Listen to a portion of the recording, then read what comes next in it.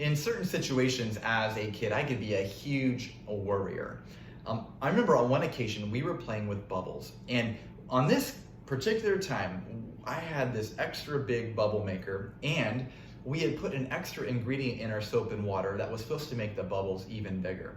And so I was excited, and as I went to blow the biggest bubble possible, in my excitement, I inhaled and sucked all the soap and water into my lungs.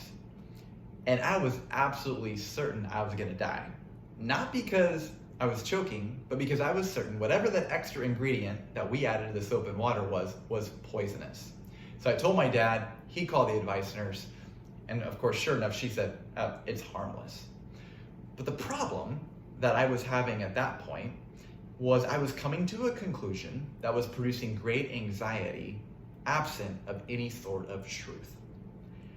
And I find that that's actually not too different than what a lot of us experience today when it comes to anxiety. And therefore, that's why I think Paul's words are just perfect for us today. Philippians 4, verses 8 and 9. And by the way, on Monday, I threw out a challenge to memorize Philippians 4, 1 through 13. I hope you're taking me up on that. So verses 8 and 9 reads like this. Finally, brothers and sisters, whatever is true, whatever is noble, whatever is right, whatever is pure, whatever is lovely, whatever is admirable. If anything is excellent or praiseworthy, think about such things. Whatever you have learned or received or heard from me or seen in me, put into practice, and the God of peace will be with you.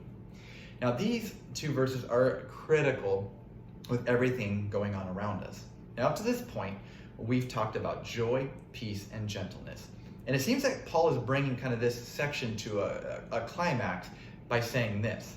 Our battle for joy, peace, and gentleness starts between our ears. It starts with the way we think. Now, Christian faith is not the absence of thinking, it is the presence of thinking.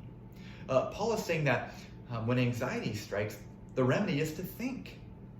Now, this can be hard because amidst our anxiousness, our default mode can be to become very passive in our thought life and just kind of sit back and take whatever comes. But Paul says elsewhere that we are to take every thought captive to the obedience of Christ. In other words, it's not a passive process. So I think what Paul is saying is this. We need to spend less time listening to ourselves and more time talking to ourselves, preaching the gospel to ourselves. Now Paul isn't merely advocating for, just the power of positive thinking to cure our worries. Instead, Paul gives about 8 things to specifically think about when anxiety hits and help frame our thoughts.